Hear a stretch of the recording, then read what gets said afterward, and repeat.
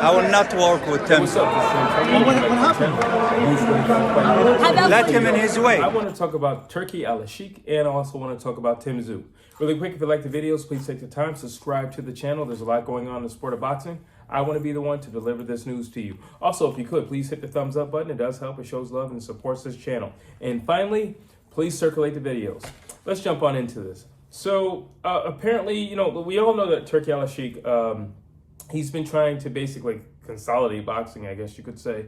And, just kind of get everybody under one banner and get everybody on one page. And, his vision is a good vision. It's a good vision. Basically, there won't be any more ducking. We'll just see great fights all around, regardless of weight class, regardless of the division, regardless of so-called fight promotion. We're just going to see great fights. There's nothing wrong with that. However, he has had issue with Tim Tszyu. And apparently he says he doesn't want to work with him and, he doesn't get it. He doesn't. And I think what he means is you don't see my grand vision. You don't get it. And, we're going to talk about that. So for him to say, you don't get it. Here, these are my thoughts. Let me start it like this. So like I said, he doesn't want to work with Tim Tszyu. Now, Turki didn't necessarily go into detail, but we all know what his grand scheme is eventually. I'm not necessarily saying it's going to be a Dana White / UFC type of setup where there's one dude at the top and everybody else just trickles down. I'm not saying it's going to be like that, but I think Turki Alalshikh is trying to just more or less consolidate. I don't even know if that's probably the right word to be using, but it's more or less consolidation. I mean, you can say whatever you want. It's basically consolidation. Basically all the fight promotions, maybe under one umbrella, maybe not necessarily under one umbrella, could just simply be that there's now a flowing network of communication between all fight promotions. I'll say it like that. Now, that's his vision of boxing. Again, nothing wrong with that. I don't think, here's my thoughts on Turki. I don't think he's used to hearing no. I think because he comes from like a royal background, I don't think he's used to hearing no. I don't think he's used to someone saying, you know what, I'm going to look over your contract and I'm going to get back with you. Or here's my counter offer. I don't think he's used to things like that because of his lineage and his background. And because of his lineage and his background, it's like, what do you mean no? Well, what do you mean you'll get back with me? You know who I am? Yeah, in your country, yes, you're who you are. But on a global stage, like if you go to Australia, all right, you're just, you're somebody of prestige, but you're still a regular dude. Like you don't pull strings and you don't shot call or anything like that. And I'm not going to say he's not a respectable guy, but you can kind of tell it's my way or the highway. That's his mode of thinking. And I do think that comes from, how he's been raised. If you got everybody saying your excellency before they say anything about you, then I suppose, most people don't disagree with you much or very often, shall I say. He just strikes me as a my way or a highway type of guy, to be honest with you. So, I don't know. But here's the thing. There have been people who've told him no. Notable people who've told him no. We have Gervonta Tank Davis. It was like, no, but give me 2 Ferraris, Then you have Canelo, and he's like, no, who do you think you are? No, you don't talk to me like that. And it was the verbiage that Canelo did not like. And then it was, the verbiage and the authority that he took when speaking with Gervonta Tank Davis, Turki Alalshikh, Gervonta Tank Davis, and Canelo Alvarez. And I believe that's more so of what neither one of them liked. And they responded swiftly. No. Yeah, in your country, I suppose you could say or do whatever you want. But over here, it doesn't work like that. You're going to show respect and then you get respect. But if you just speak to me in a certain tone or a certain manner or demand of me and try to override me with authority, that's not going to fly. That's not going to fly over here. And, now I don't know if that's Tim Tszyu. I don't know if that's his nature. And I doubt that's his nature. Everything about Tim is very placid, very peaceful and jovial. So it doesn't strike me if that's his nature. However, Tim Tszyu does have a team, and their job is different than what Turki is trying to accomplish in the sport of boxing. if I'm working for Tim Tszyu, my job is to protect Tim Tszyu. Protecting Tim Tszyu financially, contractually, that's my job. And also the projection of his career, that's my job. I'm one man focused. Tim Tszyu, that's it. I'm not focused on boxing. I'm not focused on, boxers, plural. I'm focused on singular, Tim Tszyu. And that is my job if I'm working for him. And if I'm in his legal team, that's my job. If I'm his lawyer, that's my job. If I'm his manager, that's my job. And if I see something in a contract that I don't like, it's my job to make it known, to say, we need to change this and we need to change that. I'm not too fond of this either, by the way. And could we have this over here? And could we raise the percentage of this? Yeah, that's called business. All right. I get it. You are who you are, where you're from. But in the global stage of business, you just don't throw your weight around either. Like that's like some mafia type stuff. You don't throw your weight around. Let's see. Tim Tszyu's focus, his team's job is focus. It's not on boxing. I personally think Tim Tszyu is a jewel to Australia.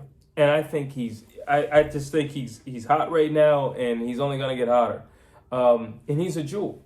And it's their job to preserve Tim Tszyu's stock at all costs.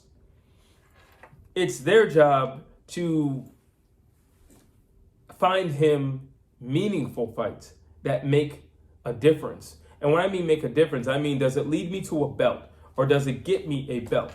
If it doesn't get me a belt, then I'm not going to do it. If it doesn't make sense, not everything is about dollars. Not everything is about dollars. Yes, we have to find the most lucrative fight, but we also have to find a fight that makes sense for Tim Tszyu to have. And it's got to make sense, because this man has got a whole country. I'm not saying he's the only boxer from, Australia or anything like that, but is he the biggest selling marketed boxer from Australia? Yeah. And coming up in a close second is his brother Nikita. So yes, it is important, because there's a whole country coming with this guy. So it's very important. It's very important that you preserve him. It's very important that you don't put him in fights that don't get him anywhere, that they only get him bruised, battered, and scarred. He might win, but you're taking years off somebody's life in order to get punched in the head. And then you look at it and well, that's a fight we didn't actually need, because it didn't get us anywhere. If the fights that we're taking doesn't allow us to go this way, and it's just allowing us to either sit still or go to the side, no, we need to go up this way. And listen, I totally agree with his team and his staff. I also agree with Turki. I love what he's trying to do in boxing. I don't necessarily think his approach is the best. And I think he needs a more of a, hey, let's sit down and have a conversation type approach, as opposed to saying, this is what I want to do. I want you here at 10 o'clock and you're going to fight so-and-so. And I'm just going to throw a bag of money at you.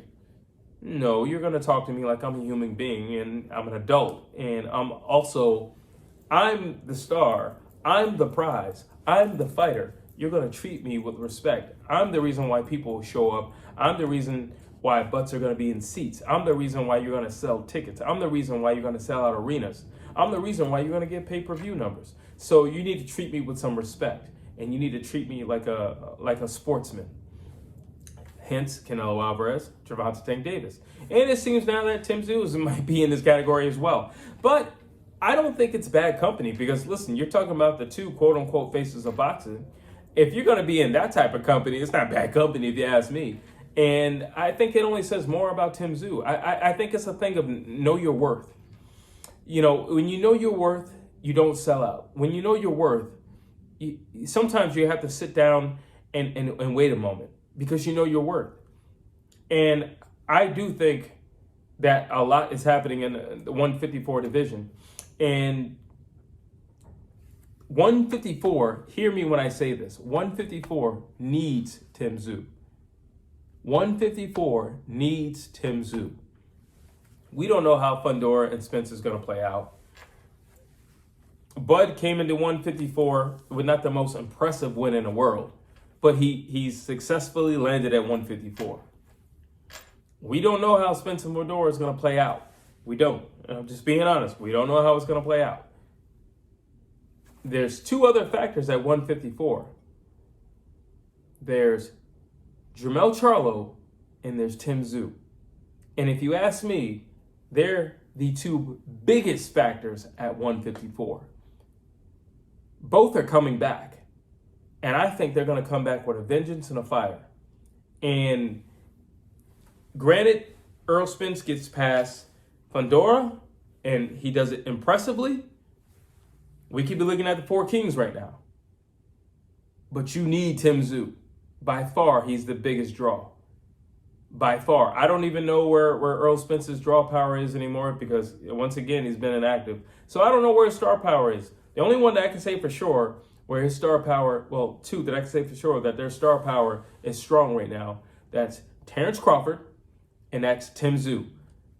Jermell Charlo's been gone for a very long time, and please remember how he exited.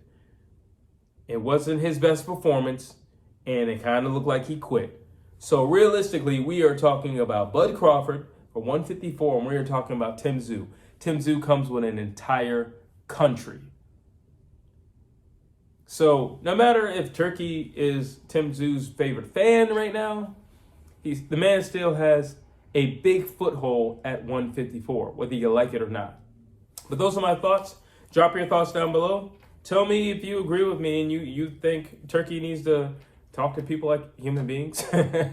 or maybe Tim Tszyu's team needs to lighten up a little bit.